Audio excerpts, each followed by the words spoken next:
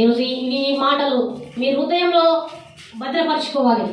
ఎందుకంటే లోకములకు మీరు ఎలా ఉన్నదంట? ఉప్పై ఉన్నారు. ఉప్పు సారం పోతే దేని వల్ల పొందుతుంది? ఉప్పులో సారము పోతే ఆ ఉప్పు దేనికి పనికిరాదు. ఈరోజు దేవుని శక్తి, దేవుని ఆత్మీయత నీలో ఉన్నంత వరకు నీకు విలువ. దేవుని ఆత్మ ఒక్కసారి మనసు నిన్ను దూరమైందా నీకు అసలు ప్రత్యేకత లేదు, నీకు అసలు ఆ విలువే లేదు. అంటే లోక సంబంధంగా నీకు విలువ ఉండొచ్చు, కానీ దేవుని సన్నిధి పరంగా నీకు విలువ ఉండదు. ఉప్పు సారము పోతే దాని సారము దేని వల్ల పొందుతాంటే మన దేవుని వాక్యం వల్లనే. మనిషి యొక్క ఆత్మీయతను కోల్పోతే అది దేవుని వాక్యం వల్ల మనం పొందుతారే, కానీ దేవుని వాక్యాన్ని పక్కన పెట్టి ఇష్టానుసారంగా జీవిస్తే నీలో సారం ఉండదు, నీకు దేవుని సన్నిధిలో విలువ ఉండదు. ఏమంటాడంటే మీరు ఎవరు నాకు తెలియదని చెప్పి దేవుడు డోర్ చేసుకుంటాడు. ఒకరోజు తండ్రి నీ నామమున నేను ఎన్నో గొప్ప కార్యములు చేశాను, ఎంతో మంది నీ నామమున నడిపించినాను, ఎన్నో ఉపవాసం నుండి ప్రార్థన చేసినాను, నాకు అయినా కానీ డోర్ తీయటండి, నువ్వు ఎవరు నాకు తెలియదు అంటాడు దేవుడు. ఖచ్చితంగా ఉంటాడు దేవుడు. మనం అంటే ఈరోజు కొన్ని సార్లు కొన్ని తప్పులు చేసినా క్షమిస్తాము, కానీ దేవుడు క్షమించడు. ఒకరోజు ఆయన డోర్స్ అసలు ఓపెన్ చేయడు. నువ్వెవరో నాకు తెలియదు అంటే నువ్వు అతనికి అడ్డు చెప్పడానికి నీకు ధైర్యం సరిపోదు. నేను పలానా నాయన నీ పలానా అని చెప్తే నువ్వు నాకు ఎంత మాత్రము తెలియదంటాడు దేవుడు. హల్లెలూయా. ఏమంటాడు? ఎంత మాత్రము నాకు తెలియదు. ఈ రోజు నువ్వు పీల్చుకుంటున్న గాలి ఎక్కడిది? దేవుడు ఇచ్చిన గాలి పీల్చుకుంటున్నావు. దేవుడు చేతులతో చేసిన రూపంలో ఉన్నావు, దేవుడు తన స్వస్థత చేసిన దేహంలో ఉన్నావు. అయినా కానీ దేవుని మాట వినవు, అయినా కానీ దేవుని పట్టించుకో. ఆయన ఇచ్చిన ఆక్సిజన్ తీసుకుంటావు, వదిలేస్తావు, కానీ ఆయన మాత్రం పట్టించుకో. ఆయన సన్నిధికి రా, ఆయన మాట వినడు. నాశనంలో జీవవాయు పోసిన దేవునికి తీయడం ఎంతసేపు? మనము ఖచ్చితంగా మాట్లాడుకోవాలి. నాశనంలో జీవవాయువు పోసిన దేవునికి ఎంత సులువైంది పోయడం, తీయడం ఎంతసేపు?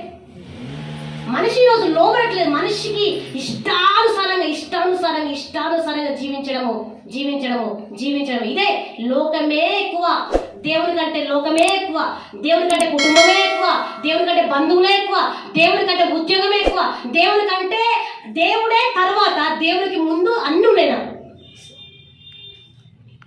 ఇట్లా అంటే దేవుడు ఏమంటాడు? ఏమన్నట? మనిషికి దేవుడు ఆయువు ఇస్తే ఆ ఆయువులు దేవుని కొరకు వాడట్లేదు. ఈరోజు దేవుడు చేసిన చేతుల్లో ఉండట్లేదు, దేవుని కొరకు తిరగట్లేదు, నువ్వు దేవునికి అసలు దొరకట్లేదు. నువ్వు దేవునితో మాట్లాడదామని ట్రై చేసినప్పుడు నువ్వు దొరకట్లేదు దేవునికి. అటు శరీరంగా దొరకట్లేదు, అటు మనసు పూర్తిగా దొరకట్లేదు. సరే, మనిషి కొన్ని కారణాల వల్ల దూరంగా ఉన్నావు అంటే హృదయం దగ్గర లేదు దేవునికి. ఆ హృదయంతో నేను మాట్లాడదామని ఇక హృదయము దేవుని సరిగా లేక నీ శరీరాన్ని తీసుకొచ్చి దేవుని సంధిలో పెట్టాక మరి ఎలా నువ్వు దేవుని దొరుకుతావు? ఎప్పుడు దొరుకుతుంది తెలుసా? హాస్పిటల్లో వాళ్ళు దొరుకుతావు. అప్పుడు ఫుల్ టైం ఉంటుంది నీకు. అప్పుడు ఫుల్ ఏంటంటే నీకు కావలసిన నిమిషాలు, నీకు కావాల్సిన గంటలు, నీకు కావాల్సినంత నెలలు, నీకు కావాల్సిన సంవత్సరాలు ఉంటాయి, నీకు దొరుకుతాయి. ఎందుకంటే బెడ్ మీద ఉన్నావుగా, హాస్పిటల్లో ఉన్నావు కదా, సూదులు వేసుకుంటున్నావు కదా, మందులు వేసుకుంటున్నావు కదా, అప్పుడు దొరుకుతుంది నీకు సమయం. అప్పుడు దొరుకుతావు దేవునికి నువ్వు, కానీ ఇప్పుడు దొరకవు. మోషే చేతిలో దుడ్డుకర్ర పడటం వలన ఏమైందంటే ఎర్ర సముద్రం 2 పాయలైంది. లక్షలాది మంది జనాలు ఏం చేసినారు? దాని ఆ సముద్రంలో ఏం చేసినారు? వెళ్ళినారు. ఆ రోజు కర్ర వాడబడిందయ్యా, మట్టి వాడబడిందయ్యా, కానీ ఈ రోజు నువ్వే దొరకట్లేవు దేవునికి.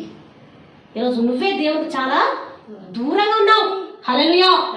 ఎరుకోగడలు కూర్చోడానికి బూరధ్వని వినినప్పుడు ప్రజలు ఆర్భాటముగా కేకలు వేయగా ప్రాకారము కూలెను. ఎరుకోగడలు కూర్చోబడినాయి ఒక బూర ద్వారా. బూర ఊరిలోనే ప్రజలు కేకలు చేస్తే ఏం చేసినారు? ఆ కేకలు వేగ ప్రాకారము కూలిందట. ఈరోజు ఆ బూర ఎరుకగూడలు కూర్చడానికి వాడబడింది, దొరికింది. వాళ్ళకి ఊదడం కోసం వస్తువు దొరికినప్పుడు ఆ బూర ఊదడం వల్ల ఎరుకగూడలు కూలిపోయినాయి. ఈరోజు నీ ఎరుకగూడలు మాత్రం అస్సలు కూలిపోతాయి, అవి స్ట్రాంగ్ ఉన్నాయి. అవి ఎట్లున్నాయంటే సంఖ్యలతో, కుక్కలతో, పాములతో బంధించబడి ఉన్నాయి నీ బంధకాలు.